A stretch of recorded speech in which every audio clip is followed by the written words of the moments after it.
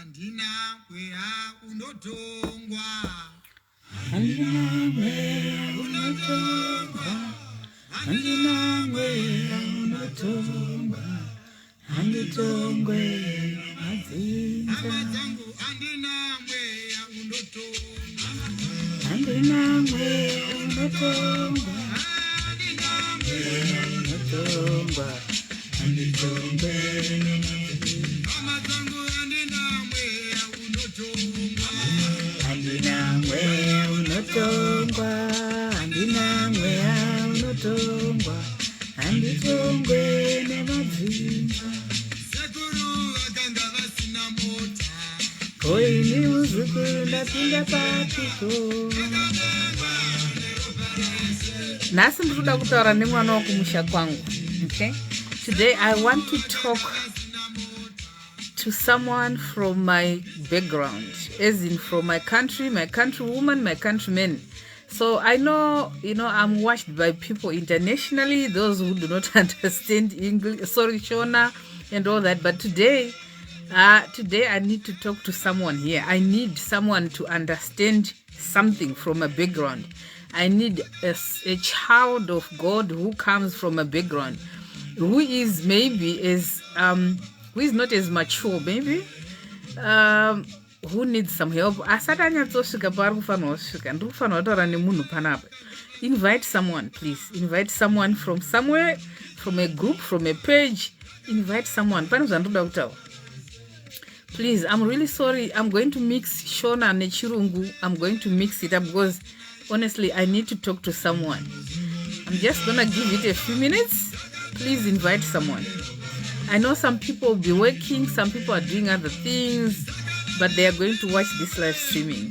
So invite someone, please. Andina kwea unotongwa. Anditongwe nemazinza. Andina kwea unotongwa. Andina kwea unotongwa. Ndaramba. Koini muzukuru ndapinda papi. Ndakatengwa neropa raishe. Anditongwe nemazinza. Koini muzukuru ndapinda papi. Ndakatengwa neropa raishe. Anditengwe nemazinza. Andina mweya network da kutondivhiringidza zvangu panapa. Nhasi pane zviri kuda kuitika panapa.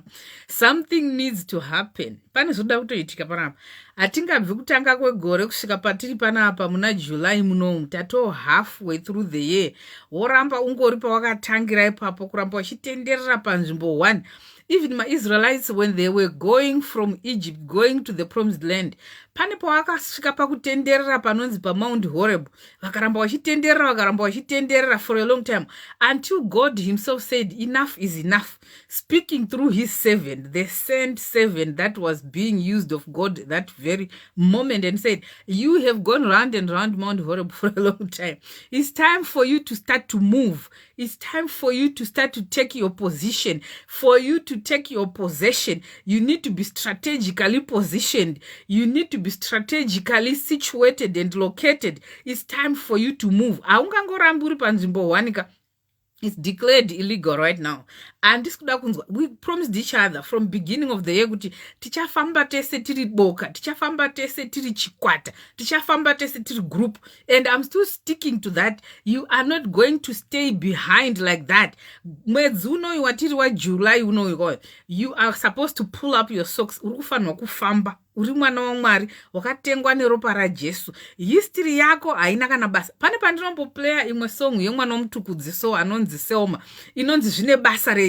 Just because iwewe wakakurira kumhuri kwaitamburwa, just because wakakurira kumhuri kune munhu asina mbobvira aita degree, wakakurira kumhuri kune munhu asina mbobvira aita $10,000 in an account, ka 10,000 kasina basa. Hazvina basa izvozvo, hanzi zvine basa rei, hazvina kana basa. That should not stop you from becoming the person that God ordained you to be from the foundation of the world. Nasi ndiri panapa ndichikutaurira iwe kuti no weapon formed against you shall prosper. Murikunzwa? And I want you to know, inini panapa ka mwari wangu anondimiririra, mwari wako anokumiririra. The same God that I worship is the same God that you worship. Apana kana chinotomboshamisira, ndi mwari one iyeye. Ndinogara ndichikutaurirai kuti kutora mwari serious kwaunoita ndokukutorawo kwaanoita serious. Vanhu vamunoona vari kufuma, vari kubudirira, vari kupora muzvirwere, vari kuita ma great exploits. It's because they have decided to take God at his word. They have decided to take God at ransom at his word. Kuti you said you have exalted your word above everything. Nasi ndiri kubata pamupendero wenguo yenyu. Nasi. God is supposed to say, by the power that is invested in me, Mwari nasi vari kufanwa kuti who touched me. He is supposed to say, that which gives me the power to perform miracles, that which gives me the tenacity, the grace, the enablement to do that which no man can do for you, has come out of me, and it has landed on Olivia, it has landed on my B, it has landed on Pauline Charity County Kiza. Nasi zviri kufanirwa kuitika. Taramba vhangeri rekuvhundusirana haya karamasekete. Fadzi tamanikwa. Taramba vhangeri rekutyisidzirana. Tariramba vhangeri roro. That is not good news. The moment you begin to scare people, the moment you begin to intimidate people, you know, ndakakudza kuti inini handimiriri kugadzirirwa dictionary na Oxford, ndinogadzira rangu.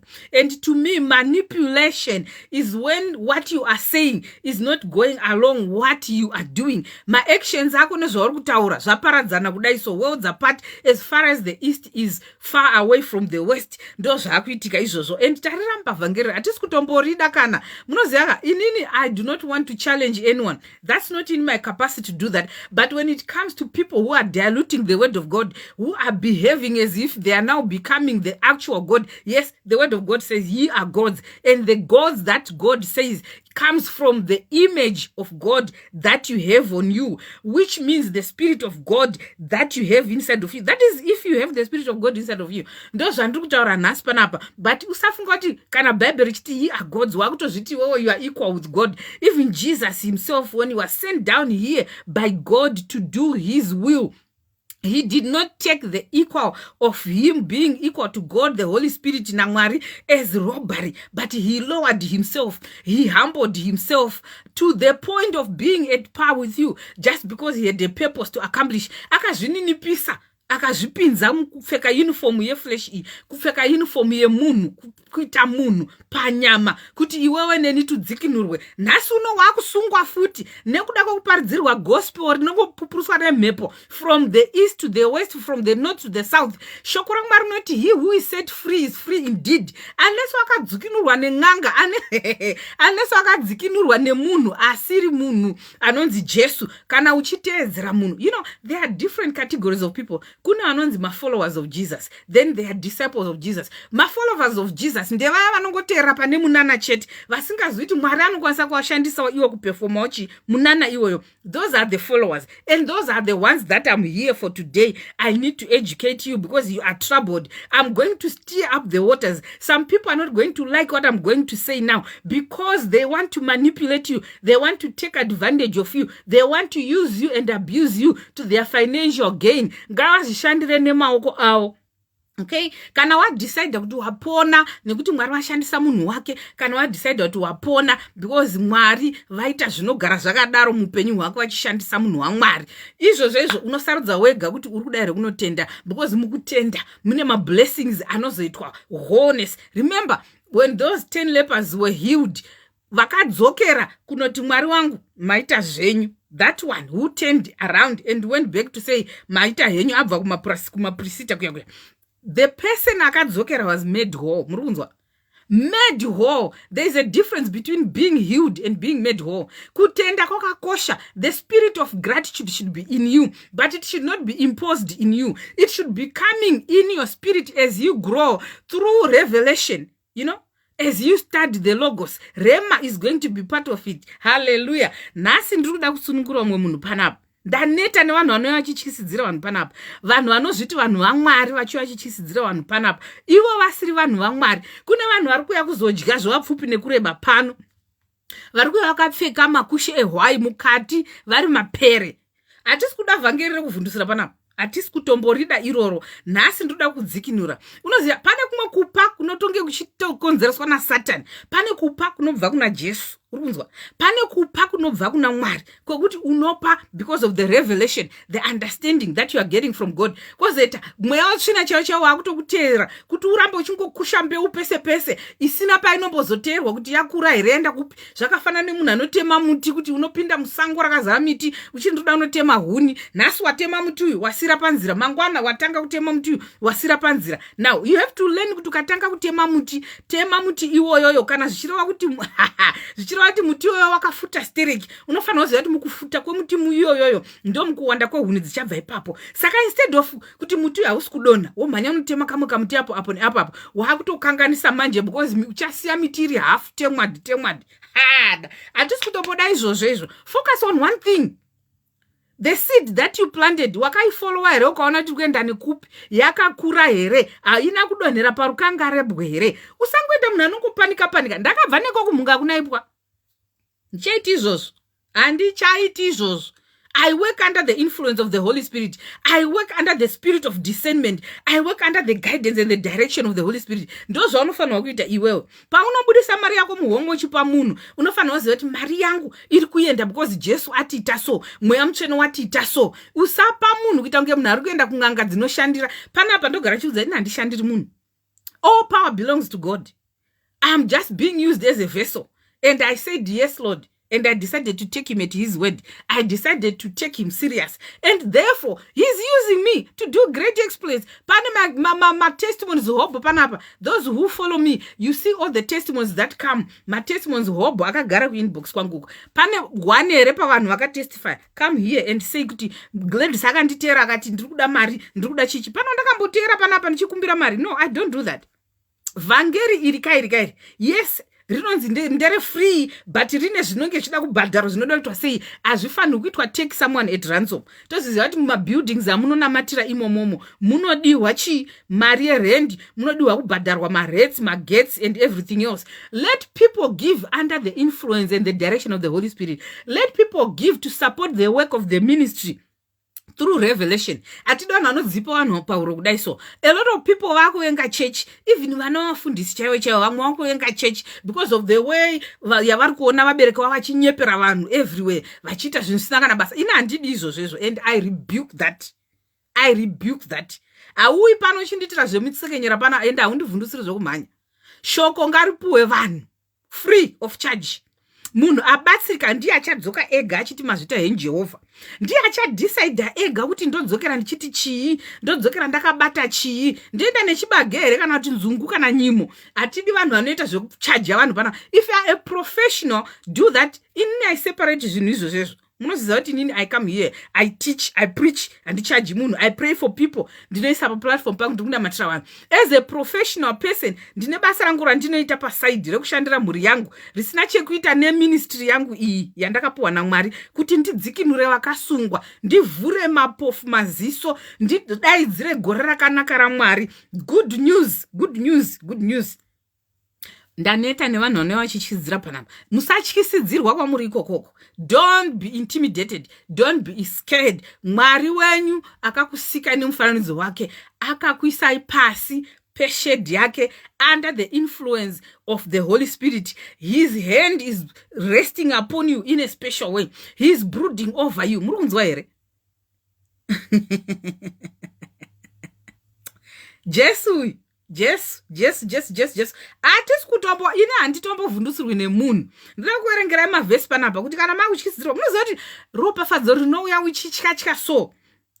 Uchifunga kuti ndinhinga nditira usingazivi kuti ndiMwari here wanditira. You should know beyond any reasonable doubt kuti ndiMwari wandipa ropafadzo iri. Kana wari Mwari wakupa uchaona nekuti harina sorrow. The word of God says when God blesses you, he adds no sorrow to it. Mwari wakakuropafadza, hapana kuchema kunotera ropafadzo iroro. The devil can try and come and play games, but God will fight for you because he's the one who's given you that blessing. He will never let you be sorrowful for the rest of your life just because of the blessing that he has given you. Don't be taken advantage of. Let me tell you this, kuma diaspora kwatiri kunoku, my relationship anonesa. Remember, I'm a relationship coach. I am an endorsed, accredited relationship because ndo basa rangu. I'm a neuro-linguistic practitioner. But besides that, I'm also a woman of God. I separate the two. These are the issues I deal with every day. My relationships are kunetsa. Musafa mchinyeperwa kuti every issue inoitika mu relationship idemon. Hey chakazodai, hey chichichi. Ndoda kutaura chokwadi panapa. Matestimonies anoposta apa muaone here ndichibatsira vanhu panapa. Amuaoni ndakuita basa rangu. Kwete izvi zvokudai so. And ndichivabatsira kudaro, I will pray for them. I will not charge anyone for a prayer. Okay? It's only that I'm busy. Saka sometimes ndinokupa a platform kuti guys, put my prayers in panapa. Ndoita mass prayer. And still testimonies are coming because power belongs to Jesus. Arisi simba rangu, arisi simba rako. You are being used as a vessel. You are being a good steward of the power of Jesus Christ. You are an ambassador of Christ. Saka operate in that realm. Uchitira vanhu zvakanaka. Mwari vanokuropafadza moyo wako wakachena uyu. After all is said and done, zvinobatsira ikuwana zvese zvenyika moyo wako uchitambura. Zvinokubatsira chi? Kunyepa, kuchita, kumanipulata, kuexaggerata kudai. Siyanai nazvo chivi pamberi paMwari ichocho. Munhu anotadza kurara hope achifunga kuti izvoni zvandaendesa zviya zvichadai so. Guys, I'm gonna tell you the truth here.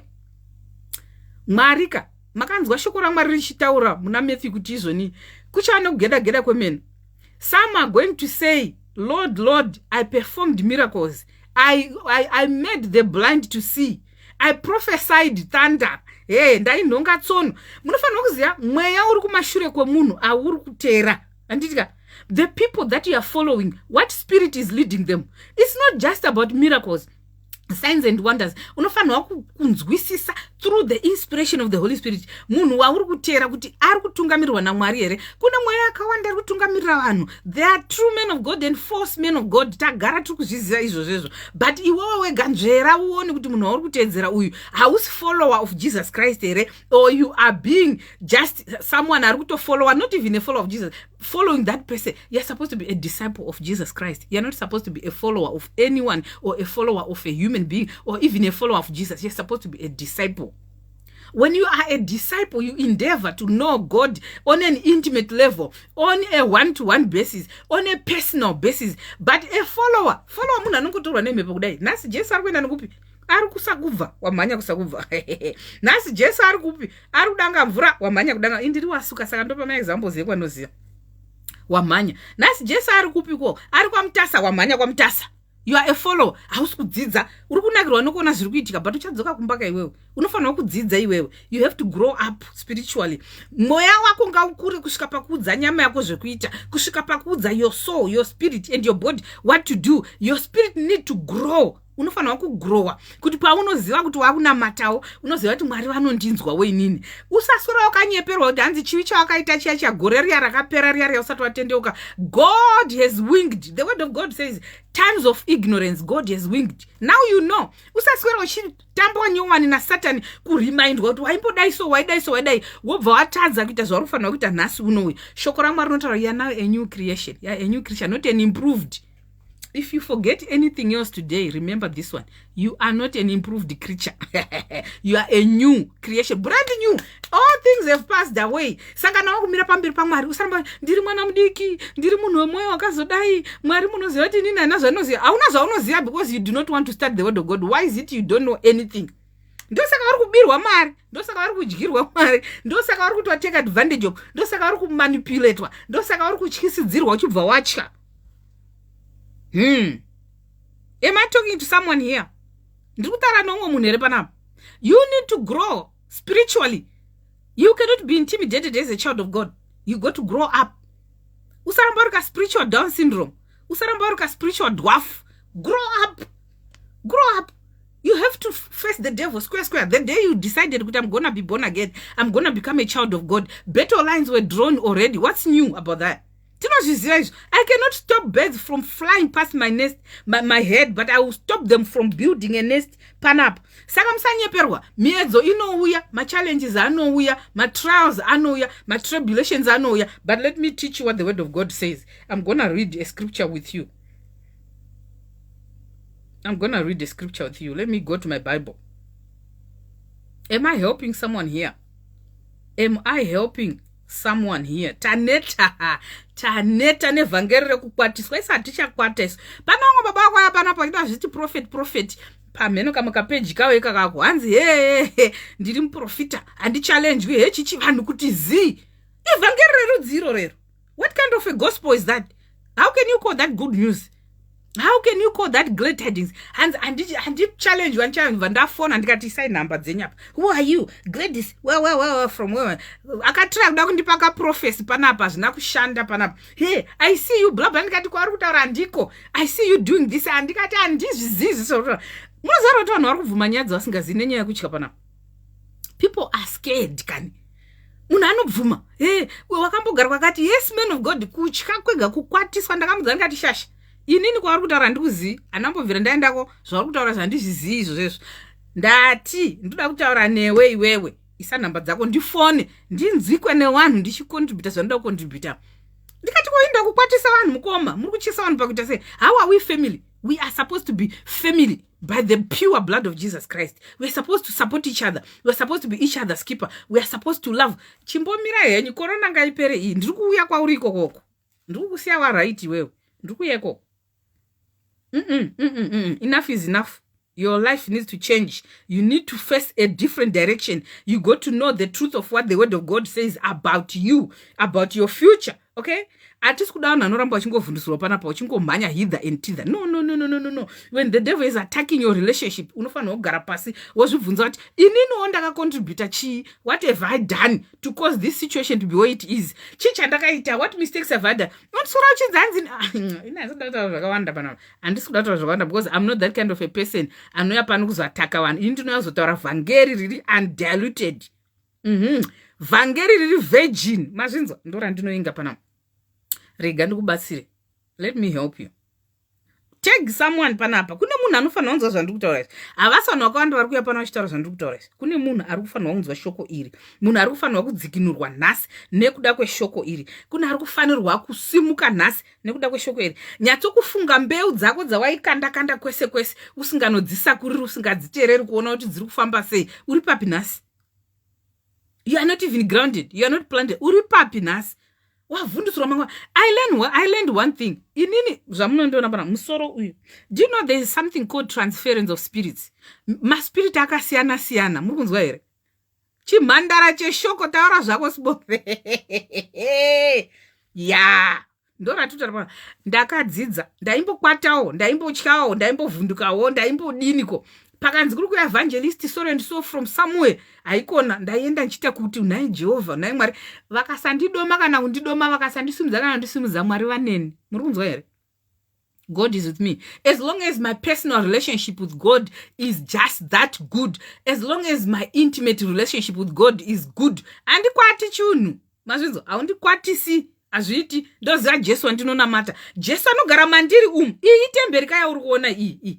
This is just a temple. Ugondichisa iwo ndina Jesu mukati umu. Mweya mutsvene akati dzikiti pandiri apa. Permanent abode inside of me. Ndokwata. Unoziva kana uchiziva Jesu unoita ngoni pride so. Kana uchiziva kuti who are you? Unoita ngoni pride so. Is pride. You have to know who you are. Have that tenacity. Have that assertiveness. Have that boldness as a child of God. The spirit of fear has been taken out of you the day you were born again. The spirit of timidity, the spirit of intimidation. If you know who you are, you begin to change. The time you begin to change your perspective to life, everything begins to change. I promise you. Vano vari panapa vandinobata nawo vhangeri iri vanoziva kuti panapa atiti zvomajokes akadaro. No. I'm going to read from Isaiah 54, okay? Verse 17. The word of God says, but no weapon that is formed against you shall prosper.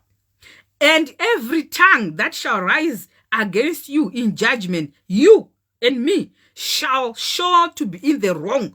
Ratekeli masandaraba shiketere kasande kotara masika torobo shikatalabasa masendelele bo shikandalaba sekete rikataraba sokotorobo shikatala masanta reteketia katorobo sikataraba shekete mandelele bo shikatara masokotia kato makate karuka sakate druda muna ne hashanasi mandeketia kato randelele bo shikate pane munhu andaimboteera wandakaregedza kuteera. Because when you follow certain people, you need to continuously listen. Kuti apa papa mbori na Mwari apa Mwari hachisipo apa siyana nazvo. keep moving. Usangotera zvinhu zvese. There is what's called transference of spirits. Murunzwa. Musangoti munhu wese auya muguta mako anongoisa ruoko rwake pamusoro pako. Auya muguta mako anongoisa. Uya kuprayer line kwauya nhingi wamhanya. Kuna nhingi wamhanya. Guys, you got to be very careful. There is what's called transference of spirits. Not every man of God is a true man of God. Ndo saka shakoro chiti kuna wachati ndaidzinga madhimoni muzita renyu, ndakaparidza muzita renyu, ndakashunudza maperformance. But Jesu Mwari achati chi, ibvai pano handikuzivei, you workers of iniquity. Ibvai pandiri handikuzivei, imi vaitiwa zvisakarurama. But ndiye munhu wanga uri busy kubatwa nemusoro uchitransferwa mweya utsvina kubva uku kuenda uku nezvaari paari achita. Before anyone lays their hands on you, you need to know the kind of person who is laying their hands on you. Usangomhanya uchingonamatirwa nemunhu wese wese. Kune anonzi matransference of spirits. Mazvinzwa? Mweya utsvina wabva usina ngokumba kwako ndiwo unodzoka uinaye, and waita mweya utsvina waisirwa nemunhu iye uchada kuzomutsvaga futi iwe haudyi cheng'anga mahara. Wazvinzwa? Haudyi cheng'anga mahara. Ukaropafadzwa unofunga kuti ropafadzo riri fake rabva kung'anga. Ng'anga iyo ucharamba uchiitsvaga ukanzwa kuti yafa unoita kuvhunduka.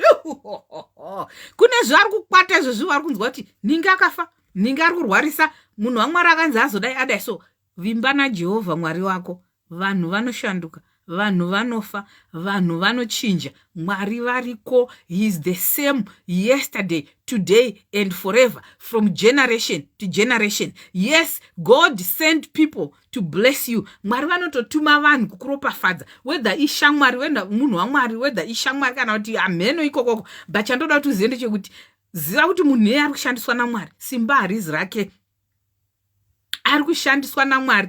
He has been given a power of attorney, a enduring power of attorney. Zvakafanira kuti ndapuwa mvumo yekuti izvoni ndakushanda on behalf of someone.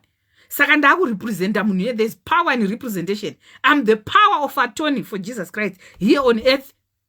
I'm the ambassador of Christ here on earth. Saka ndinokwanisa kushanda ndakapfeka nhumbi dzaJesu. Muri kunzwisisa? Ndotanga kuita basa, asi basa randiri kuita iroro riri kuitwa muzita raJesu. Kana ndiri kushanda as a power of attorney under someone or for someone, munhu iyeye zvido zvake zvaakanga anditaurira pfungwa dzake dzichiri panzvimbo 1 ndo dzandinofanirwa kuti ndikontinye kuzodzitaura iye asingachakwanisi kuita sei kuzvitaurira.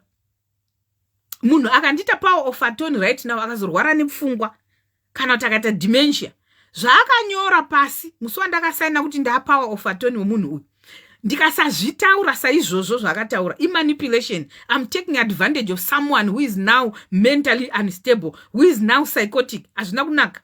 Saka iwe kana wakapuwa power of attorney naJesu, kushandisa zita raJesu, simba raJesu, kuti ubatsire vanorwara, uponese vari kutambudzika, vari kushupika. Iwe kana wakurishandisa zvisizo zita raJesu, aritomboshandi. Unenge wakushandisa zvimwe zveun'anga zvako izvo kana zvako zvemasvikiro izvo, hazvishandi izvo. Wakutoita zvinhu zvisingagari, zviminana zvako zvinenge zviri fake, hazvirarami, zvinongoitika ipapo because ndiwe uri kuzviita anda rimwe simba. Simba raJesu chete ndo simba rinokwanisa kuti munana ugare permanently. What God does is permanent. Murunzisa. People are busy abusing the power of attorney, the ambassadorship. Ukauya kunyika kuno uchinzi uri ambassador weZimbabwe, pane mitemo inokugaidha yenyika yauri kumirira. Ukanzi uri ambassador wekuNamibia, ukanzi uri ambassador wekuAustralia, hazvina basa kuti embassy yenyu iri kuZimbabwe uko. Munhu anobva kuAustralia kuno achiuya kuembassy yacho ikoko wakavisita kuZimbabwe, mitemo inoshandiswa munomu ndiyo inoshandiswa imomo. The moment yaunongopinda chete muembassy imomomo wakufanirwa kuoperata semunhu ari kuAustralia kunoku, because iwewe uri mumiririri. Zvido zveAustralia vamachesa wakazoimba vakati zvido zveni kunyanya. Jesu akoya panapa kuzotipa good news. His word here, Isaiah 54 verse 17, iri kutaura kuti no weapon formed against you shall prosper.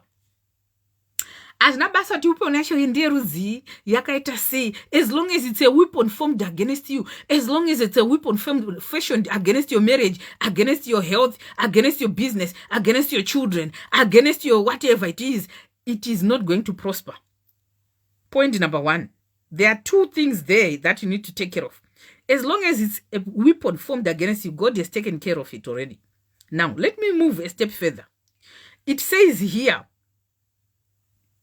every tongue that shall rise that shall. Mwari vaitozviziva kuti kuna vachasimudza mhepo, kuna vachataura muromo usiwo, kuna vachada kutaura zvisizvo.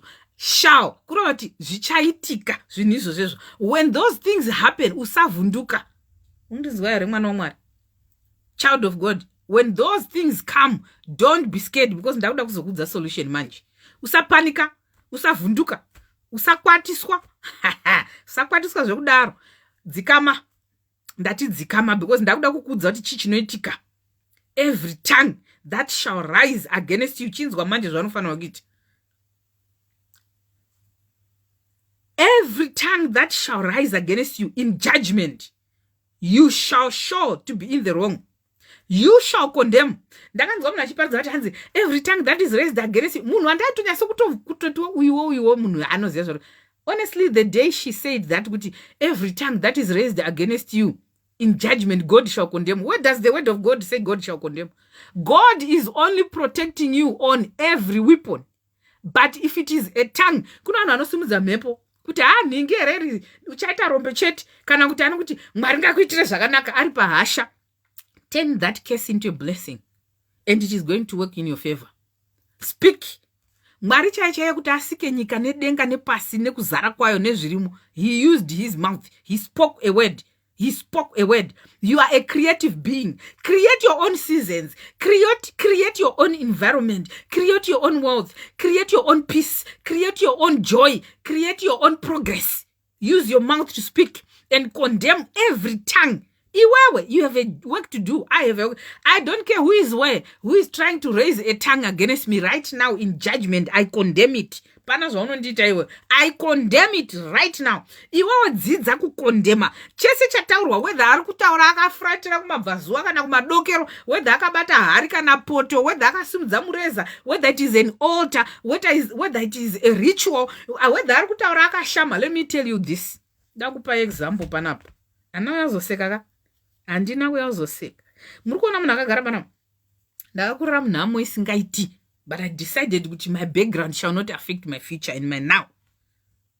Ndakakurira munhamo isingaiti. You know, those who know me, ndine bhuku rangu, I don't know whether I can find it. Ndine bhuku rangu randakanyora panapa rinonzi Another Chance. Anazotamba kapanapa riri kupiwa mheno ikoko kwari. Rinonzi Another Chance. Ndakatsanangura upenyu hwangu sezvauri kubva kumashuroko. To help someone. God is giving someone another chance. Usakwata mwana waMwari. God is giving you another chance.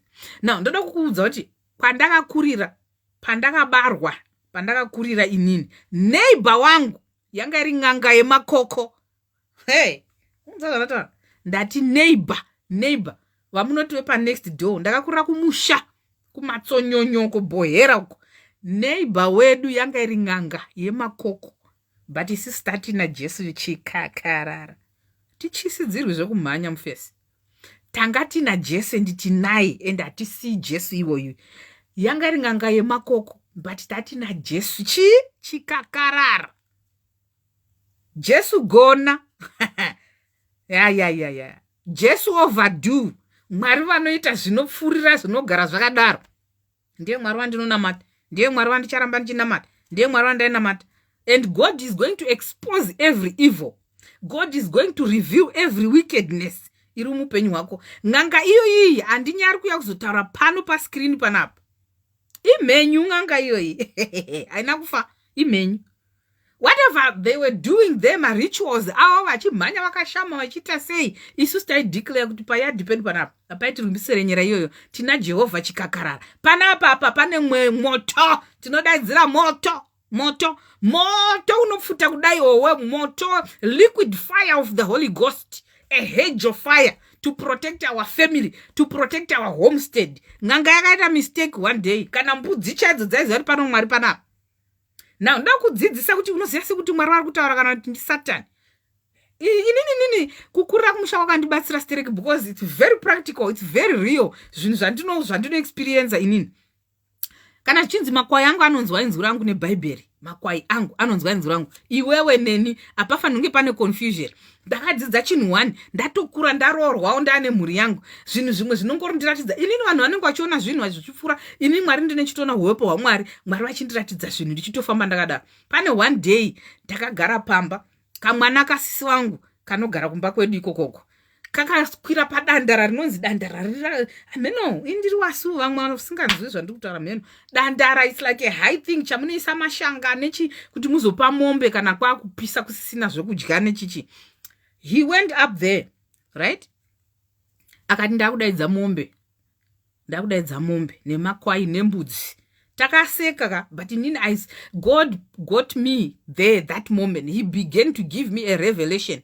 Kamwana akasirika munhu kakuruka kutoneta zvako kunzwa kuti haina handisuda mombe dzinenge dzakuendeswa dzinozvifambira dzichienda kumunda dzichinodya dzichita sei, asi unofanira kuzonodzitsvaga iwe kuti dziuye kupi kumba uku mudanga umu. That day akati kana ndiri kudzidaidza ndiri pano, akakwira pamusoro akati akaridza muridzo mombe dzakatanga kuuya mbudzi dzikauya. Nditira now ask yourself, kana Jesu achiti makwai angu anonzwa, it was rari vhangeri rangu ndega. Vamwe ari busy kutamba maredhiyo ko nemarekodzi uko, vamwe ari kukereka majo. Ini ndatova kutopinda rema yakutouya pano, rema perpetual word of God is now flowing into my spirit. Kuti uri kuona here zvandiri kuita? Kana mwana mudiki akadaiso anofudza mombe, achiridza muridzo mbudzi nemombe dzoziva kuti muridzo uyu ndewanhingi, muridzo ndewatendai mufudzi wedu, kwakumhanya kudzoka kumba, mombe kwakutopuhwa mvura yokumwa yakutopfigirwa mudanga. Kana mombe nembudzi nehwai neshiri zvakasikwa naMwari zvichinzwa kuti uyu ndinhingi uyu ari kutidaidzwa, iwe unotadza seiko kuzonzwa kana Jesu achikutaurira zvaari kukupa? Kana Jesu achikudaidza achikuudza mombe kana ichinzwa mufudzi wayo, gwai kana richinzwa, iwe unotadza sei kunzwa musiki wako? Unotadza sei kunzwa musiki wako? Now even mombe idzo zvese zviri mumba mako panze nemukati kwese ndogara chidza vanhu kuti izvo zvindiri kuprayer room kwangu I worship 24/7. Ukaenda kumba kwangu kana ndakarara I worship. Handina mukana wakupa Satani. Chese chirumba mangu chinofanira kunzwa inzwi raMwari. Why? Ndinozviziva zvo because Jesu akataura kuti kana mukasada kundinamata kundirumbidza, dombo charo ndinoriita kuti rindirumbidze. Kureva kuti chese chakasikwa naMwari chinonzwa inzwi raMwari. Chese chakasikwa newe chakaumbwa, whether technology, you are under the influence of the Holy Spirit. Mwari wakanga wati he's done everything. He has equipped you for you to continue the mighty works that we are seeing now. Saka zvese zvakasikwa naMwari zvinonzwa inzwi raMwari. Saka udza zvinhu zvese zviri mumba mako kunze nemukati, property yako, zvese zvinonzi zvako zviudze kuti muna Mwari. You are under the influence of the Holy Spirit. Tendera mumba mako uchitaura, panze mumota pai taura uwepo hwaMwari, muzvinhu zvako even zvipfeko taura uwepo hwaMwari, mubhedha waunorara marriage taura uwepo hwaMwari. Let me finish off what happened. Ng'anga iyi yakaita mistake iyo kwakujamba fence usiku isu takarara zvedu guys, iyo yakurosa kwakuuya kumba kwedu seri kwemba, kana zvichida kunzi zvii inini fanike ina nanguwa nefoolishness kind. Kwakuuya kwakutanga kutamba kuseri kwemba isina kupfeka. Follow me very closely. Andikwatisu zvekurumba. Mutara nawo asi pana. You do not intimidate me zvekumhanya. Mazvinzwa? Ng'anga yakauya ikamhanya ikatamba ikata sei zvima rituals zvayo kuseri kwemba. Guess who reported? Ng'anga iyo ndiani akareport? Mbudzi dzakarara kudanga uko dzakamuka dzikatanga kutungana. What was happening? Mwari vari kucommunicate nezvinhu zvawakasika kuti iwewe uwe safe, so that every wickedness will be exposed. Maybe we were sleeping too much and God didn't know kuti ndochivaita seiko vanavo vaone zviri kuitika kunze uko, because chaonekwa chafumuka. Mbudzi dzatanga kutungana hauchararika mbudzi dziri kungorira kwakumuka. Mai wangu kwakuti mvedwe rega ndimuke ndinoona kuti mbudzi chiko vari kumuka vari kunoona mbudzi dziri kutungana. But the time yavakabuda mumba vachitoanoona mbudzi kutungana, mbudzi dzakanyarara kuita sei kutungana.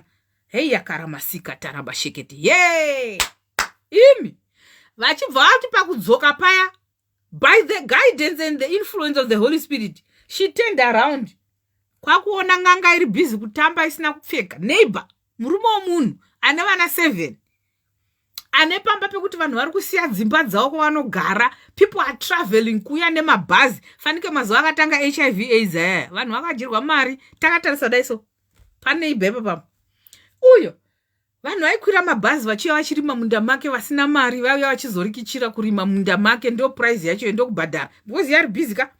morima ikoko vanhu vachivaka matende vachiita sezvandakaona nemaziso angu izvi. Musafunga kuti mukandona ndiri pano mufunga kuti hanzi aka musaladi aka. Handiiti musaladi zvekumhanya. Mazvinzo? Right. Vachiita zvese funga, this is how big this nganga was, but I knew that my God is bigger than what this nganga is doing. I could have been easily intimidated. My family could have been easily intimidated. Tingada takataka kutiza nepataigara chapo kutiza nga atitizi zvekumhanya. Tiripo na nhasi and atibvi papa. Atibvi papa. Vakatozozviona kuti vanhu vari apa vane something chavanotakura. Zikanwa naMwari waunonamata mhaniwe. Vanhu ngavasvike pakubvunza kuti hai, what kind of a God does this person serve? NdiMwari werudziko anonamatwa nemunhu uyu. Mwari waAbrahamu naIsaac naJacob ndiye Mwari wandinonamata, iye haundibvisi papo. Mai vangu vatena vaona haikona nganga iri kujamba kuseri uko. Neighbor murume mukuru ana kana tambo muchiuno. Now anditi vanhu vandanzi ukaona muroyi unofa. Nganga muroyika. Because ukaenda kunganga wachiti uraya nhingi anoraya. Ukaenda kunganga achiti rapa anorapa. Jesu wedu hadaro. Ukaona munhu anomixa zvinhu izvo zvekuti unoenda uchiti hanzi ndoda kuti musunge murume wangu kuti atadze kuita erection because haasi ari kuhura. Ndoda kuti musunge mukadzi wangu kuti azodai so. Munhu iyeye muroyi iyeyo because nganga nemuroyi isame WhatsApp group. They will do anything. Mwari wedu hadaro. Our God is a God of good news. Kana uri munhu anozviti uri munhu waMwari, ngatione nemabasa ako, ngatione kupupura kunoita vanhu zvakanaka zvaunoita. Tione kuti hautauri here zvokuti ndinosunga, ndinozodai, ndinocheka, ndinodaidzira muhari, ndinodai mupoto, ndinodai chakazodai chakadai so vanhu vodai so. Hausi umwari. That's not good news. Musanyeperwa. Haisi good news. Anyway, uyo aita zvaita kuseri kwemba ikoko. Mai vangu vamuona bva vamuconfronta head on because she knew who she is. She knew the God that she saved. Kuti izvi hazvina kana dhiri izvi. Baba mwana muri kuita iseri, baba vanhingi muri kuita iseri. Vhunduke. Munozwa kuti Mwari chaicho vanovhara maziso evanhu. I witnessed that. Mwari wanonamata anovhara maziso mugoshaya kuti zviri kuenda nekupi. Nganga yakuda kuzotanga kuti chobo kumhanya kuvharidzira kumberi neruoko. Mai vangu vakati ndiri kukuteera kusvika newe pamba pako. Hakusi kure ndofunga 500 meters away from where our homestead. Mai vangu vakateera vakati tititesi. Aha. Uyo, svikai, pfeka tuhembe, mangu ari pfeka hembe mubude, munditaurire manga muchiitei kuseri kwemba yangu muchijamba. Munoziva kuti kana nguva yaMwari yakwana yekuti zvinhu zvionekwe, kandi vanhu vandanzi nganga dzinenge dziri spiritual, hadzifambi in their physical body. Muroyi haafambi physical body, muri wake unenge uri kumba zvazodai. Apa handisi kutaura zvekurota bapanapa, handisi kutaura zvekuti vakarota, munhu feya nenyama yake kubata kuti tiri kuenda tese kumba kwako tione kuti zviri kufamba sei. Inyaya yakatongwa iyoyi because when these kind of things happen now, munofanira unotaura kakuna mambo. Inyaya yakatongwa iyoyi kwamambo iyoyi yandiri kutaura. Haisi nyaya yekuti hanzi ndikuita zvemajokes panapa. Musakwatiswa zvokumhanya, mazvinzwa remi. Muri kunzwa? Namatai Mwari mupenyu. The one we have read in Isaiah 54 verse 17. Kuti no weapon formed against you shall prosper. No matter kuti I weapon yerudzi, no matter kuti chi, from that day kanganga yakako kakupfeka matsote kuti bhurugwa ranopfeka hauzivi kuti ndererudzi because zvigamba zvacho zvawandisa. Uchatombozviti the original color yebhurugwa iri ndere sauti kubvira pane sauti kubvira pane hufu nei. Tisi tinotopa kuti vadye. Hatikwati kuti hanzi vachazotukirira, vachazoita sei. Gandi kuerengere vhesi yekupedzesa ndanorara zvangu. Moziva kuti nguva izvozvo it's 7 minutes to 11 kuAustralia kuno. Ndiri kuAustralia, Canberra, capital city Australia. Right. Tiri kuno kudiaspora representing. Tichirirova zvedu vhangeri apa tichiropafadzwa futi. Mwari vachiita zvavanoda vachitishandisa. Ndakutaura chikwadi kuona munhu akubvuma kuti unonamata Mwari mupenyu muno mudiaspora muno. Pane an extraordinary work that has to happen, a supernatural power that you have to carry. Vhangeri ari paridzi zvekumhanya kunoku zvekuti munongoti muchikwatisana muchita kunoku Murungu hakwati chinhu because chivanhu chacho haatombochizivi. Hari dzamuri kutaura idzi haadzizivi, poto dzamuri kutaura idzi haadzizivi. Hatombozvizivi masaga yamuri kutaura Murungu haazvizivi zvese. Mutupo wamuri kutaura haana mutupo wacho. Saka muri kuti chikwe mimi. Saka mutaura kuti zvoni Mwari akavenga mabhoyi here mimi. Mwari havadi muZimbabwe. Mwari havadi muAfrica. Ndizvo muda kutaura izvozvo. Anoda varungu. Chinoita kuti mufunge kuti Mwari vanokurudzira varungu pamusoro apa kusanyatsoziva chokwadi nezveupenyu hwako, chokwadi nezvaMwari waunonamata. Ndozvinoita kuti tiite zvauri kuita. Ukaziva kuti kune dzimwe nyika dzisingatombozivi kuti kune hari. Kune dzimwe nyika dzisingatombozivi kune poto. Kune dzimwe nyika dzisingatombozivi zvese zvamuri kutaura izvo. Saka manje unozi okay, ini ndoda mboti vacho vane zvivindi zvekuti hanzi tinoda ndoda kumbokutumirai murungu kunoku. Ndimbokutumirai murungu. Mumubvunze kamutupo wake, muputsire zvehari izvozvo, mutange kumuputsira zvimapoto zvenyu, muputsire. Haatozvizivi kuti muri kuti chii, like what's he doing? Are you up with the fairies? What's happening? What's cooking? Muchivatsanangurira kuti boyfriend yako yakaenda, it's because sekuru wako guys, our God is a universal God. Ndo vakasika muChina, ndo vakasika murungu, ndo vakasika muIndia. Zvimwe zvinhu zvatinozviitira nde masuperstition edu atakazviputira tega kuzviisa mukabox kudai so. Muri kunzwa here? Masuperstition, zvinhu zvatakazvisungirira, tunhu twedu twatakazvigadzirira tega in our communities, in our culture, in our country, zvokuzvisungirira. Inini pfungwa dzangu kuya kwandakaenda kudiaspora kuno, handizivi kuti vamwe vanhu they get taken advantage of. Wakauya kudiaspora kwauri kuona upenyu zvakatosiyana nemaonero wakanga uchiita uchikura, so wakangopusa chete, wakangovharwa naSatani nanhasi. Ndati vacho vari kuzviti vanokwanisa chaizvo dzinza rako razodai, mweya wetsvina wazodai, chichi zvikazoti chino. Ndoda kutumira murungu akarambana nemurume wake. Anditika da kutumira murungu ane murume ane erectile dysfunction, ane nhengo isiri kushanda. Anditi womutsanangura nyaya dzehari, you fix that problem, you come back to me. Wadzoka kwandiri uchitaura kuti ndabatsira murungu uyu adzokerana nemurume wake, nhengo yake yakushanda zvazodai. Because our God is so big. He is not limited to Zimbabwe. He is not limited to South Africa. He is not limited to Australia. He is the creator of the universe and everything that is in it. Saka iwo kana uchizviti ndimwari ari kushandisa, you must be ready to be used of God in any sphere, in any circumstance. Ini panapa, the same way I pray for a black person is the same way I pray for a yellow person, is the same way I pray for a red person, is the same way I pray for the yellow person and white person or whatever you call it, because the God who lives in me is not limited to color, is not limited to creed and race or whatever you think. Saka, guys, this is God speaking. This is God speaking. Open your eyes. Stop being abused. Stop being used. Stop being manipulated. Stop being intimidated. From henceforth, I want you to share this video. I want you to share this live streaming. I want you to share with as many people as possible. Yeah, Jesus. Hey. Vanhu imimi kasoka ndinokudai singaiti, munozviziva wani.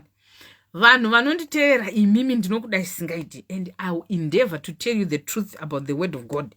Ndati nhasi rega ndimbogumirai papapa kuti no weapon formed against you shall prosper. Every tongue that is raised against you in judgment, you and me shall condemn. Dzidza kuverenga shoko uzvinzwire wega. Dzidza kuverenga shoko urinzwisise iwewe. Unofanira kunzwisisa, the logos is there to tell you kuti Mwari vakaita izvi nguva iyi, vanogona kuita izvi nguva inei, vachakondinya kuita izvi nguva yakati. Muri kunzwisisa here? Mapabata here, ndati mapabata here. Logos inokubatsira kuti uwane rema yako. Ndinogara ndichitaura kuti iwewe uri kufunga kuti nhingano nditira chakati nhingano. Iwe uri kuita ine zvazvo. I don't pray for people, I pray with people, because your faith. Jesu anogara ndichitaura kuti kutenda kwako kwakuporesa. But someone has prayed for you, someone has laid their hands on you, but your faith and the faith of that person is going to help you to recover everything that the devil has stolen from you. Ingava marriage yako iri kutodzoka izvo zvinototaura so. Because there are some people who need deliverance through the teaching of the word. Kuti uzive kuti unofanira aikaramasika tohera sekete. Unofanira kudzidza kuziva kuti chokwadi chinokudeliver. Truth, whose voice are you listening to? Whose word are you listening to? Muchitorwa advantage nevanhu vanongowawata vachingopfuura nenzira vachienda, iwe uchisara uchisafa. Kana mari yekubhadhara rent hauna, uchiudzwa kuti izvoni you need to sit. Kana mari isingakwani isid. Ndiani akakudza izvozvo? Isusu pataikura indakati ndakudzai kudhara kuti inini kukura kwangu, inini ndakakura chishona changu kwandakakura kwakandibatsira kuti pandakanga ndakukurawo mukutenda kwangu ndinzwisise kuti chinombonzi shoko chii. How can someone come and say kana mari yako yakashota zvinoreva kuti seed? Hey, iwawo teerera ishoko ripiro. Mbeu munoiziva kana uri munhu asina kugadzirira kuti kuchanaya ndinoda kusima, kuchanaya ndinoda kuchengeta mari yekutenga mbeu, wonditaura kuti iwawo mbeu imani nekuti mari haisi kukwana yerend, mari haisi kukwana school fees yemwana zvanzi because it's not enough, then God is trying to tell you kuti it's a seed. Zvakamboitika kupi? Isusu pataikura taiudzwa namai vangu nababa vangu kuti ndakuudzai kuti ndakakura sei, taiudzwa namai vangu nababa vangu kuti idzi nzungu idzi hadzibatwi, masheteketi yakatoroteketa mandeleleboshikata. You have to use wisdom, spirit of discernment, you have to use understanding that comes from God, kwete kungomanipulatewa. Aish, takakura tichiziva kuti idzi nzungu idzi dziri mukapu idzi ndedzembeu. Discipline hadzibatwi, idzi nyimo idzi ndedzembeu hadzibatwi. Nometa kuti wafane nzara sei, nometa kuti uri kunzoka chidikwa sei, waitoziva kuti ukabata nzungu idzo dzedzokadzidya chete, you are going to be accountable and responsible for your actions. Why? Because mbeu hainzi nekuti haina kukwana kuti chibage ichi hachichakwani bagidhi kuti tinogaisa saka imbeu. Mambo zvinzwa, that's foolishness. Iwe wotadza uri shirikadzi, uri nherera.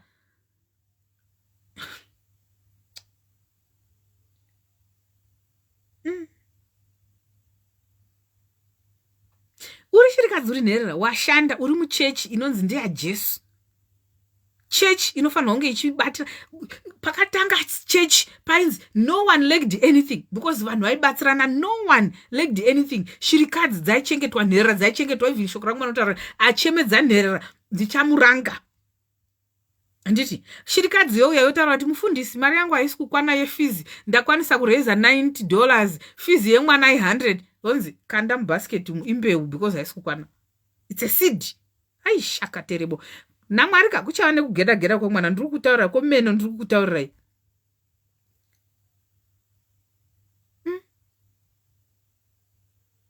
Usatani hwakadaro ihwohwo kanga hupere nhasi. Tawirirana. Shandai nemaoko enyu, ini ndine zvinhu zvangu ndozvishandiraini. I work, I minister. Handina nguva yokusara ndichimanipulata vanhu inini. I believe people should give through revelation and understanding. I believe strongly kuti munhu ngaadzidziswe shoko onzwisisa, oita zvaari kuda kuita under the influence of the Holy Spirit, kwete zvokutyisidzirwa. Sure, shirikadzi iri kuyashara kuti izvoni mari yangu yashota nehanda. Inini pandiri panapa ndinotobatsira nherera double orphans, 31 double orphans. Anditi handingosweri ndingobwawata ndingozvitaurira, asi ndinochengeta 31 orphans dzandinobatsirawo nepandinogona kubhadhara fees, kuita sei kudiniwe, right?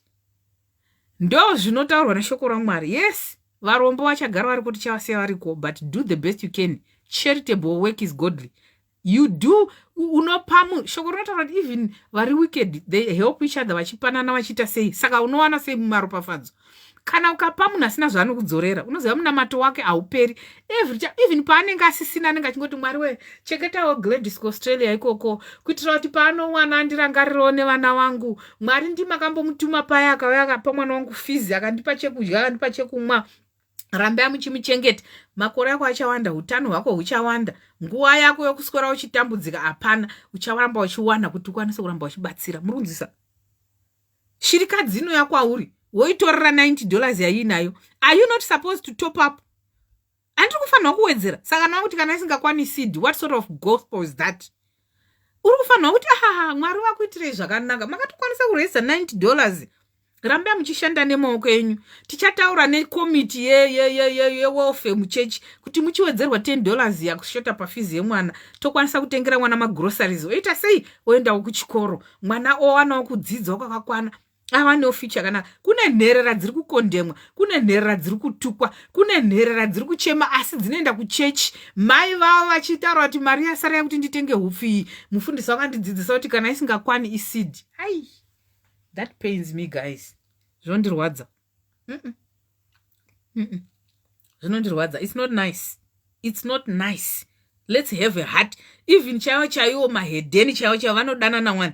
ingawani zvidhakwa zvinopaurira nedoro kubhawa uko. Zvino kana chechi yacho yayo kumakana kudai, kana chechi yayo kutorerana zvechiguruvhani kudai, tinodaidza sei vanhu kuti vauye kuna Mwari kana takuita maitirei waya? How can we attract people to come to Jesus Christ tichidai so? Ari kutambura wacho ari kunzi uri kutambura because hausi kusidha, uri kutambura because hauzivi Mwari, uri kutambura because upenyu hameno.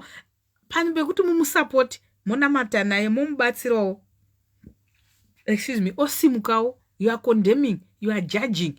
And shoko raMwari richitaura tichi, do unto others as you want them to do unto you. Uri kujaja vanhu, uri kutuka vanhu, munogara muchiti, hey, Anza, you bozos, come and put your $10 here, you bozos. Asi pane munhu wandinoziva akauya akakanda chipo chake Jesu akamira pabhasiketi rechipo kudai. Akati vamwe vese mbinga resi dzese nemambinga zese aya mari dzamakanda idzi ishoma. Because munowana kukunda mukadzi uyu. But uyu apa zvichibva pamwoyo mari yake yese akanda ndiyo yese iyoyi. Do you think kuti Jesu adaro akasiya munhu yachienda achitambura? Akasiya munhu yachienda. Ndio vhesi dziri kumanipulate idzodzo. Yenga wani munhu yanga asina kwa akapa zvese akapa. Imimi muri kuntaura kuti Jesu aona munhu achipa imimi. Shoko harinyori zvese, rinoda kuti ushandisewo njere nepfungwa dzawakaudzwa naMwari, dzawakapuwa naMwari. Munitaura kuti Jesu akasiya chembere chienda chinotambura imimi. Iye Mwari wandinoziva akaita kuti multiplication yechingwa nehowe zvifidhe vanhu 5,000 agosiya munhu yeye achienda kumba kwake asina kana chinhu, asina kumultiplya kana kuti zvese zvaiswa mubhasiketi paimai ava vaende vanochengeta mhuri yavo. NdiMwari werudzi iyeye watinonamata iye. Imi musada kuvhara vanhu imimi, musada kutyisidzira ina handikwatiswi newewe wazvinzwa.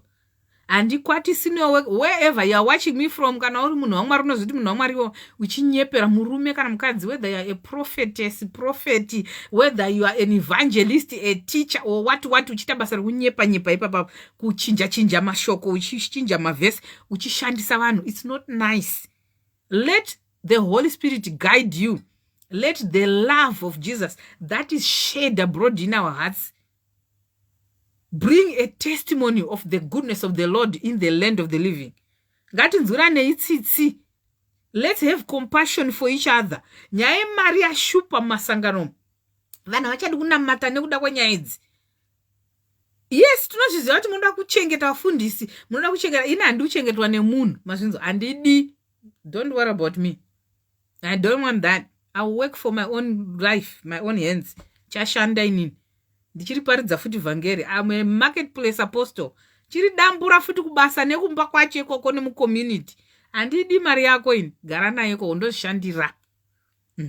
Kana takuita zvebusiness, ndita zvebusiness, you pay for what I'm doing in my business. Kana ndakuparidza vhangeri, handidi anything. Musauya muchindipa tumasidi twenya nditotudi. Kana ukauya uchida kundipa seed, ndoda tanga ndanzwa kuti uri kuitei muupenyu hwako. Mai vako uri kuchengeta here, baba vako uri kuchengeta here, masiblings ako wapedza here kuchengeta, vana vako vari kudya vachiguta here, uri kugara pakaita sei? Ndokubvunza mibvunzo iyoyo.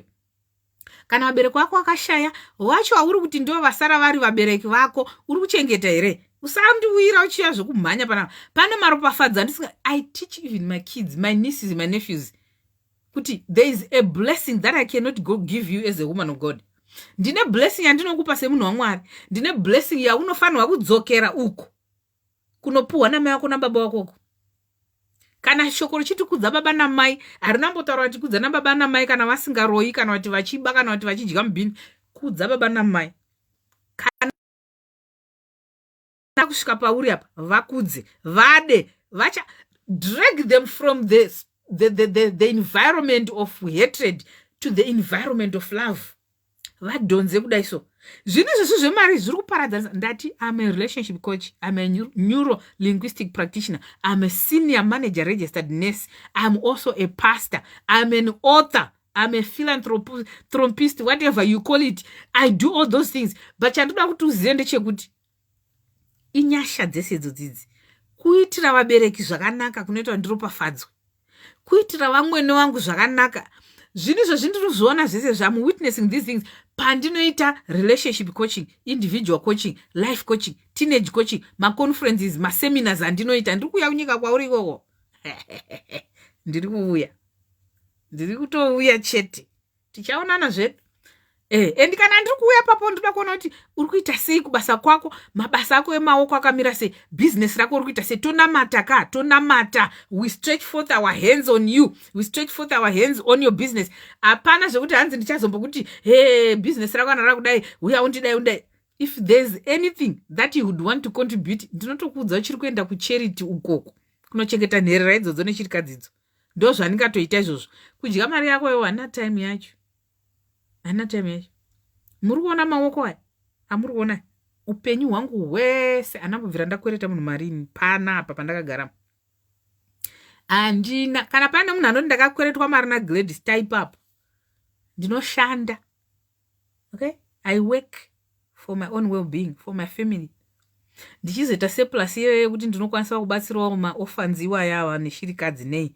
And taipa kana ndakambokukwereta mari, handikwereti munhu mari inini, ndinoziva zvandiri.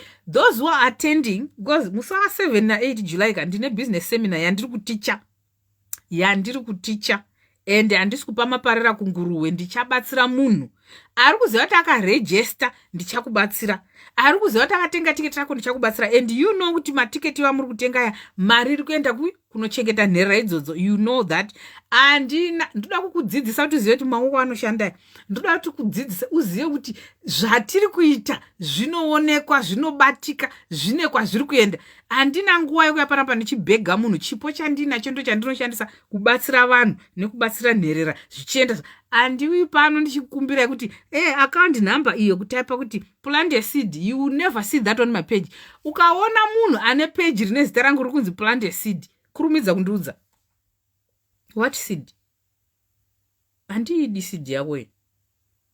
Handisi kuti vanoti plant a seed vari wrong. Enda munonzwa vhangeri rawo ikokoko. Vanokuudzai kuti why do they do that? Go there and find out. Inini panapa ndati as a dunga munhu, as a person, handisi kuzombokuudza kuti plant a seed. You will never find my account number iri apa ndichibhega mari ndichikumbira mari. Ndatopedza izvo zvizvo ndikuti ndakutonorara hope ndichiziva kuti Mwari vana venyu ndavabatsira, ane nzeve dzekunzwa anzwa. Vamwe vacho vari papa vafundisi, vamwe vacho maprofeti, maevangelist, mateachers, machii. Kana uri kuudza vanhu kuti plant a seed, make sure kuti ishoko rabva kuna Mwari iroro. Mwari vakupa that direction. And seed iyoyo yavari kuplanta iyoyo, they have to harvest from that seed. Vachaita follow up. Ini ndikakuitira plant my seed ndichakufollowa up kuti ndione kuti icha harvest kase. Usafunga kuti ndinoplanta pano ndobva ndoenda apa ndodai so ndichitema miti pese. Ndikatokukwana ndakuplantira seed yangu, it is under the influence of the Holy Spirit, it is under the guidance of the Holy Spirit. Ndichaifollowa seed yendoda kuona kuti inokohweka sei. Musabirwa mari dzenyu imi mahara muchingotenderedzwa muchiita sei. Chengetai mhuri dzenyu.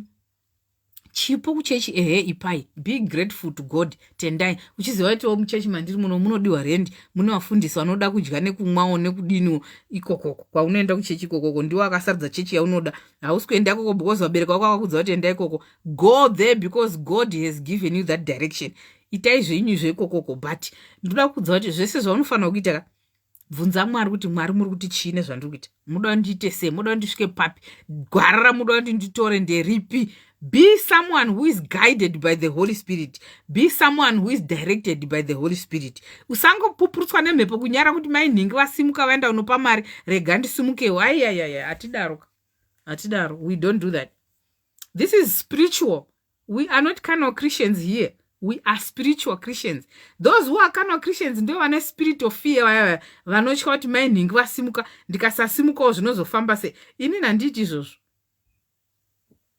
Chero mukasimuka mese muenda nokanda kumberi kwealtar kana Mwari vasina kundudza kuti simuka, I will not do that. Forget it. It won't happen. Just forget it. It is not going to happen. Mwari kana vasina kuti simuka handisimuke. Tawirirana. So you guys, I want you to understand this truth. Kuti Mwari ndi Mwari vane rudo. Mwari ndi Mwari vane tsitsi. Ukaona munhu ari kumanipulata achiratidza kuti hazvina kahumwari mukati, ziva kuti uri kumanipulata.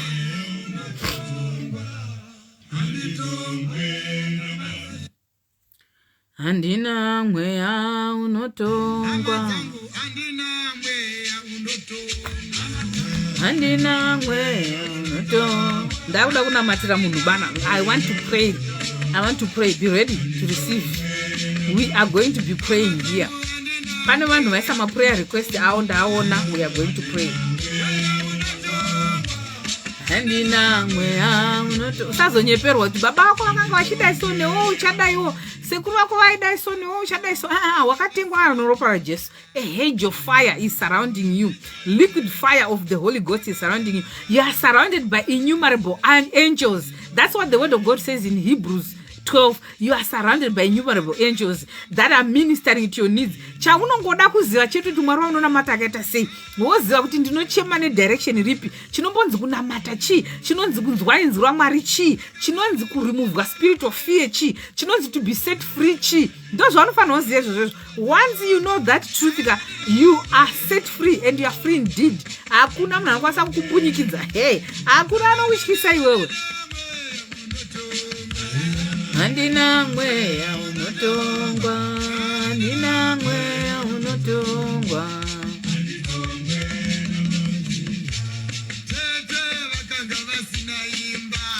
Koini muzukuru ndapinda papi, ndakatengwa neropa raIshe. Uchinyeperwa kuti hanzi kudzinza kwenyu vanhu vanorambwa wese. Ndiwe wacho chara the first one kusaramba. Ndiwe wacho chara the first one kudzorerwa marriage yako. Mwana ari rebellious yeye ari kudzoka kumba. That husband iyeye appetite yake yevakadzi yakuzofa ari kudzoka kumba. Hapana chauri kubhadhara kuti uwane izvi. Ndoziva zvandinotaura. I know the spirit that is backing me. I know the spirit behind my voice. I know the life of God that is oozing out of my voice. You are going to testify. Vanonditera vanozviziva kuti matestimony hobo anogara chiya panapa. Go and read. Nezuro I posted another testimony panapa. Hatisi kuita izvozvo zvemajokes enyu asina basa izvozvo. Vanhu ngavadzorerwe mamarriages avo. Vanhu ngavadzorerwe mabasa avo. Mabusiness ngaafambe. Mweya yenyu ichikura. The word of God says pauri kukura mumweya ndinoda kuti ubudirire munyama. And the word of God says as well in Joshua 1 verse 8, this word shall not depart from your mouth day and night. And because of that, you are going to have good success. Not just success, good success. Masheke terebo sika terebo santa. Makatala basika terebo shika terebo sande. Makandala basika te. Agree with me in spirit. Ini andisinganga, andishandiri, ndiri munhu waMwari. I'm a woman of God. I pray with you. Andivhundusiri munhu, andichisidziri munhu.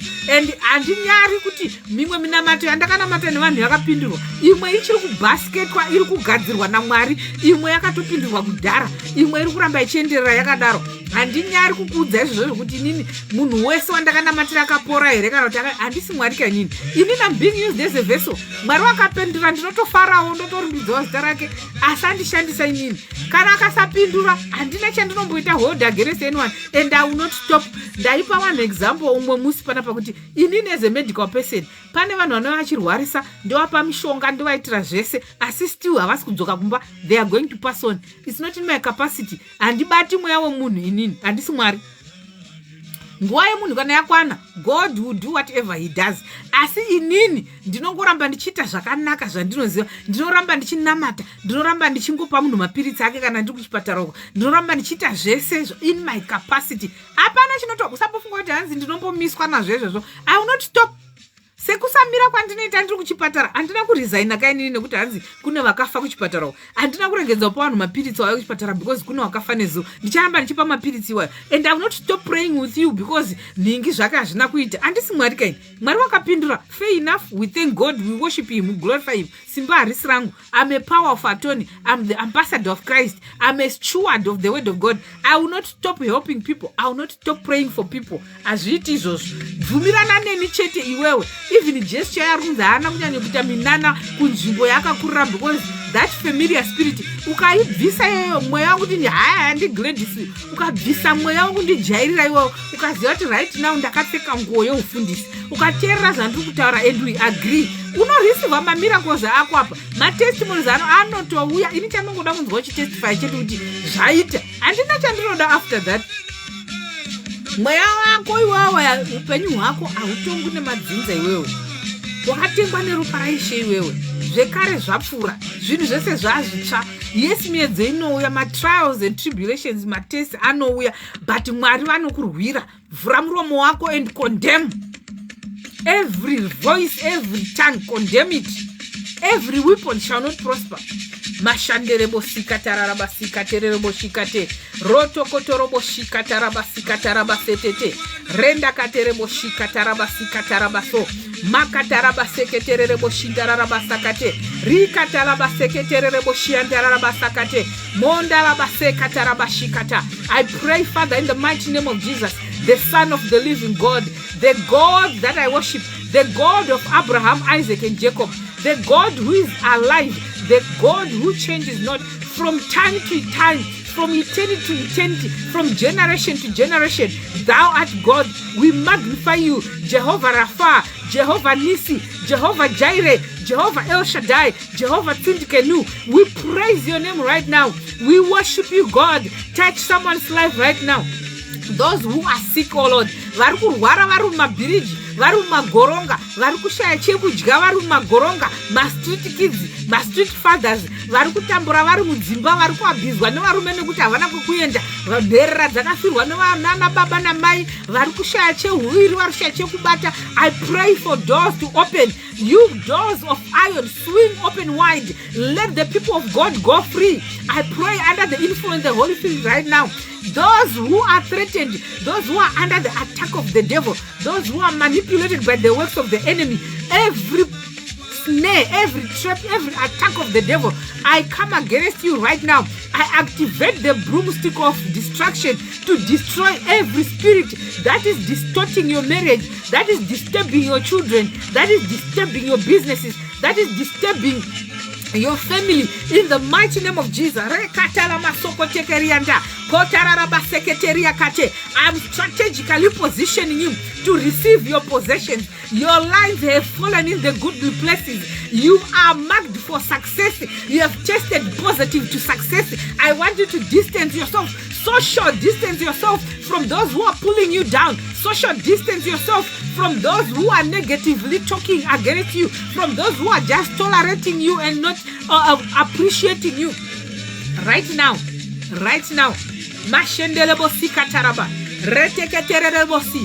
I cause the blood of Jesus to sanitize you, to sanitize wachako chaiko, to sanctify you, to be consecrated, to be set apart. You are not touchable. You are untouchable. You are untouchable in the name of Jesus. I pray a hedge of fire. I have a hedge of fire. Jesus is becoming your salvation. He's your hiding place right now. You are not going to be destroyed. You are not going to be told to die prematurely. You are not going to be manipulated by the devil. I command angels on assignment. Aya karamasekete. Rindelelebo shakataraba sokoto. Aisi wani ngirozi ya wakaunzwa ti guardian angel. Shokora mari kuna Hebrews 12 rinotaura kuti wakatenderedzwa nengirozi hobho dzisingaverengeki. You have come to Mount Zion where you cannot be denied anything. You have come to Mount Zion where you cannot be manipulated. Kune ngirozi yakamirira kudhira nepfungwa dzako. Kune ngirozi yakamirira kudhira nemafinances zako. Kune ngirozi inokubatsira mukukura kwako mumweya. Kune ngirozi inokubatsira marriage yako. Kune ngirozi inokubatsira muvana vako iwewe. Haufi wakatorwa advantage na Satan. Know your identity. In my book, Another Chance, I mentioned about 3 identities. There is assigned identity. Yaunoudzwa iwewe newabereka kuti uyu here uyu. Uyu kurambwa nemurume uyu akakura achitinetsa uyu. That one, put it in the bin. Kune inonzi assumed identity. Inotaurwa neshamwari dzaunofunga kuti dzinokuda iwewe. One day I'll come back and share my testimony. Munhu kwandiri kubva nekwandiri kuenda muzive kuti Mwari wandinonamata mukuru. Unokusvika pakuudzwa neshamwari dzako usingadzizivi. They will identify you like this. Kuti uya zvo uyu anongomberereka anorambwa nevarume uyu kauyu ane chirwere chakati nhasi zviri kupera izvozvo. I want you to put on the divine identity. Mwari vari kuti chii nezveupenyu hwako. What is God saying about you? What God says he can do in your life, you do. Through your life, you do. Nasi ndoda kubve panapa uri equipped, uri bold, uri assertive, uchiziva kuti hakuna anondivhundutsira, hakuna anondityisidzira. Upenyu hwangu hungada hwakaparara inini, mai vangu vangada vakafa inini. Asi nekuti tinoziva Mwari watinonamata isusu, tiri panapa nhasi tiri kupupura kunaka kwaMwari in the land of the living. Hakuna chinotyisidzira munhu, chinobata upenyu hwemunhu. The Bible says in Psalm 23 verse 5, he is going to prepare a table before in the presence of your enemy. muwengi wako hapana zvanokuita, but iwewe be wise enough kuti usaenda kumba kwomuwengi. Ziva wakakomberedza. Kuna anonzi vision assassinators, kuna anonzi dream assassinators. Munoziva here vanouya vachita kunge divine helpers, vanouya vachita kunge vanhu vanoda kubatsira vision yako, ivo vakatouya vari kuda kutokudambura nepakati. You have to use the spirit of, I pray and I release right now the spirit of discernment to be your portion, kuti ukwanise kuziva chakanaka nechakaipa, akanaka newakaipa, ari kuuya kuzobatsira vision, ari kuuya kuzodestroya. You have to know the difference. You got to know the difference between a divine helper and a vision assassinator. Harakatekeria ndarabasokote. I hope kuti ndabatsira munhu nhasi. Kana pano wandabatsira daidzirawo amen kani satana bwe kani. Chimbodaidzirawo amen satana bwe. Kana wabatsirika nhasi daidzira amen apa satana bwe kana. Chimbodaidzirawo amen. Daidzirawo amen. Chimboisawo kalove nekalike. Kana ndambokuvhurawo pfungwa nhasi, kana ndakubatsirawo. Kana paino asvotwa nezvandataura because ada kushandisa vanhu, iyo ndeye kwako iyoyo. Ini handisi kuzodiluta shoko raMwari nekuti hanzi iwewe hausi kufara nazvo, nekuti iwewe hanzi mari yakuzoshota kumba kwako. Shanda nemaoko ako shamwari, shandira mhuri yako shamwari. Siya vanhu vashandirawo mhuri dzavo, siya vana venherera neshirikadzi vaende kuzvikoro iwewe. Usaita basa rokuchisidzira vanhu nekumanipulata vanhu. Siya vanhu vashandisawo kamari kavainako kuti atange business. Siya munhu ashandisawo kamari kaainako kuti asimudzirwe mhuri yako. Haunzi kurwadziwa here iwe uchingosimuka vamwe vachigara ari pasi. Isu vamwe tichidaidzira kuti munhu wese ari papeji pangu tiri kusumuka tese. Uchida usingadi tiri kuzosimuka tese. Pashoma pawinapo ipapapo, tangira ipapo. Wisdom shoma yawina yoyo ngaibare imwe wisdom hombe. Kana ndakubatsirawo zvechimbodaidzirawo amen undipo ukasimba naiwe. Ndo zvega zvandinongoda kwauri, handi mari yako kaini. Handisi kutombokumbira mari yako, hanamboisa account number yangu, hanamboti plant a seed. Ndangokuti chete ropafadzwa iwewe because Mwari wanonamata mukuru. Ndati weitirwa zvakanaka nekuti Jehovha anokuda iwewe. Ndati roorwa iwewe nekuti Mwari vanokuda. Chandinotongodawo kudaidzwa kumuchato iwoyo kunzi pastor paya pamakanamata paya mukomana yakazoproposa. Ingwari munondoona ndichiposta wani apa. Munondoona wandichiposta wani vanasikana nevanakomana vari kuuya vachitaura kuti Jehovha vakaita hawo kushandisai. Musi wamakataura nenuya uya ndakaona ruoko rwaMwari, handambobvira ndakumbira munhu mari. Kana ndichitokwanisa ndotokupawo futi chipo. Mutengerawo poto kana ndichikwanisa. Ndozvega zvandinoda. Amen yako chete kubvumirana neni, not for me. When you say amen, unofanira kuziva zvinoreve kuti amen zvinoreva kuti so be it. Saka kana ndichikuti daidzira amen satana bwe kana ndiri kukuti ita kuti so be it, zvatabvumirana panapa pakunamata, zvataita agree pakunamata, kuitira kuti zviite become a reality in your life, kuti zvibve kumweya zviuye panyama, so that you pull it down from the spiritual realm to the physical realm, kuti utange kunzwawo kufara neupenyu hwako, utange kuona chiedza, so kutanga kutonzwawo Mwari vachitaura, kutanga kuunderstanda Bible kana wakuverenga. Ndo zvandiri kuda izvozvo, kuti usazoshandiswa kana wakuvhundusirwa iwe wobva wavhurawo kavhesi yako inokutaura kuti a case without a cause cannot stand. Ukaona wakumhanya uchiudzwa zvisina basa utaura kuti every weapon formed against me shall not prosper and every tongue raised against me in judgment I condemn. Iwe ndo zvandoda kuti uite chete. Pandinouya kunyika yauri ikokoko, watendawo zvemaconference angu iwayayo, watendawo zvemaseminars iwayo, ndoonawo zvauri kuita muupenyu hwako, mabusiness ako, ndoonawo zvauri kuitawo marriage yako, mouya yakatokuropafadzai zvedu, tofara zvedu isusu, todya madhina, touyawo kudzimba kwenyu, toonawo mamambinga nemambingaresizi, mototaurawo kuti musiya mufundisi wamakanamata uya pane dhiri rakabuda randakanga ndakagarira makore esaya, zvinhu zvazondifambirawo. Ini ndozvanoda chete. Usatombonetseka. Izvozvo zvega zvakatokwana. Ndotokudza kuti ngatirumbidze Mwari musiki. Ini handimanipulate munhu. Handina chimwe chandinoda kubva kwauri. Kana kungoda kuti uropafadzwe chete because ini Mwari vari kundiropafadza. Ndikushanda nemaoko angu. God is blessing me. God is blessing my family. Why would I be happy kuona vanhu vakandikomberedza vachingochema nhamo nematambudziko? Shirikadzi dzichichema dzisina direction, vachivhundusirwa every day. Rekatala maso. Kotere moshika ndala baso. Randelele boshika te. Ndaramba manje izvozvo. Ndazviramba izvo. Tawirirana. Ndazviramba. Ndatoramba. Chete. Ndozvandaramba chete. Saka kubva nhasi kwenda share this live streaming, shade kune munhu anofanira kunzwa chokwadi ichi. Do you agree with me? Muri kubvumirana here neni? Kuchechi kunofanira kunakidza kuenda tichinonamata Mwari, tichirumbidza Mwari, kwete kuti munhu anorovha kuchechi because haana mari yeoffering. Asitorina Mwari vachitoziva kuti haana, but akamanipulate, ototya kuti pachakandwa mubhasiketi ndoita sei.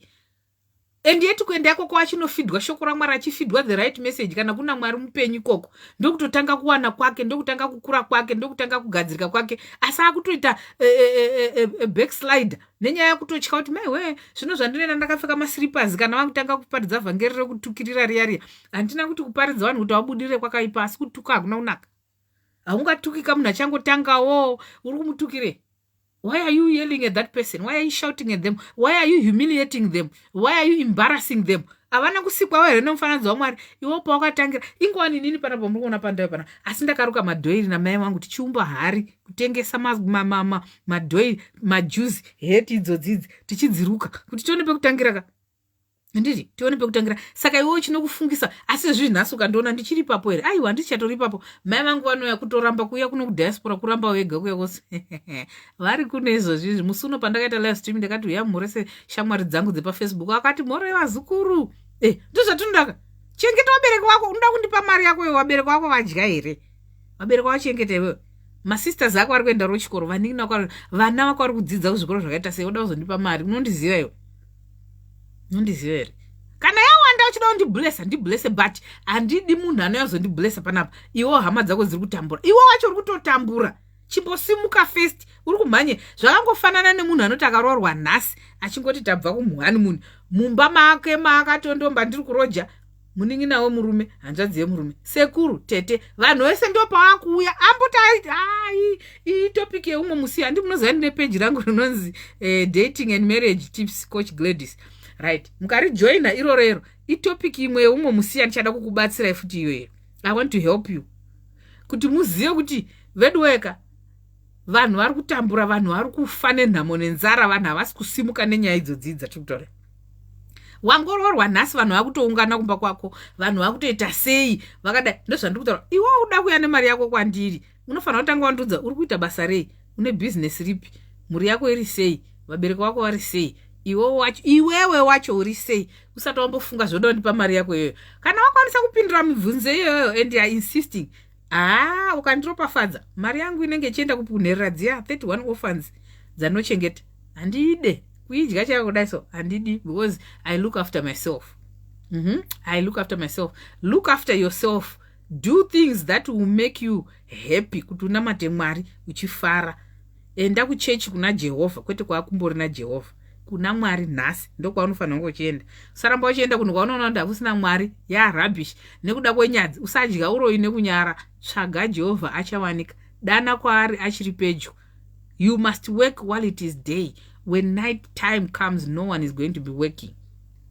I love you, all of you. God bless you. If you have any comments and anything else, whatever you want, keep going. Invite people to watch this live streaming. Share it in your groups. Share it everywhere so that people know the truth.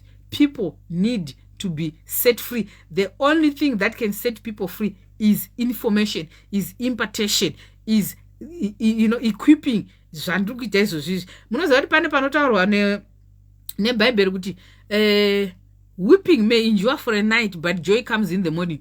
Kuchema kunovepo usiku but mufaro uchauya mangwanani. Handiti harisi zuva riri kutaurwa resunshine rokuti the sun and the moon. Kana Mwari vachiti weeping may endure for a night. Night time is time of ignorance. It is time of challenges. It is time for nguva yerima, inguva yekusaziva, inguva yekutambura, inguva yekuchema nekudini kwese. But when the word of God says joy comes in the morning, morning, kana ndichiti good morning, it's a new era, it's a new dawn, it's a new phase. It's when the information or the knowledge has been imparted on you and you are applying it in your life. You are now seeing the light. Excuse me. The word of God says when the word of God, the entrance of the word of God brings light, enlightenment and understanding. The entrance of the word of God brings enlightenment and understanding. Good morning. It's a new era, new dawn, new phase in your life. Saka nhasi unoyu zvese zvandataura newe zvawanzwa izvi. Ukaona wakudzokera kunopusa futi pane zvandadzidzisa nhasi chete. Wasarudza kugara murima ndiwe. You have decided to continue weeping, to stay in the dark, to stay at night, but I have given you information. I have prayed for you, impartation. Now you can apply the wisdom, the knowledge, the understanding. The light is now flooding your life. The darkness has to vanish. This particular area of your life, the darkness that you had has left. Pana anovhumira nawo neno here ambodairawo amen apo. Chimbodairawo amen. Ndakudza kuti amen zvinoreva kuti chi? We are agreeing. So be it. So be it.